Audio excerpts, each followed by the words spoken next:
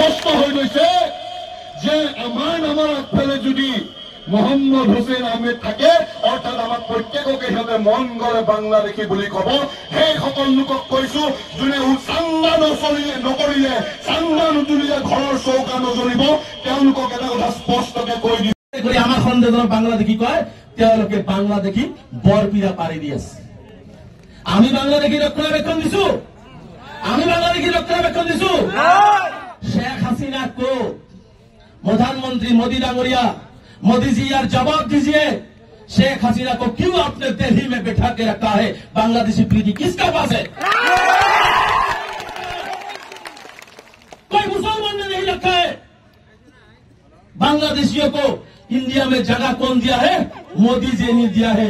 ये हिमंत बिश्व शर्मा आप भी जान लीजिए, आपका प्राइम मिनिस्टर बांग्लादेशी को इंडिया में जगह दे रहा है। हम लोग नहीं, हम लोग बांग्लादेशी के खिलाफ बांग्लादेशी बांग्लादेश जाना पड़ेगा। ये बात सही है।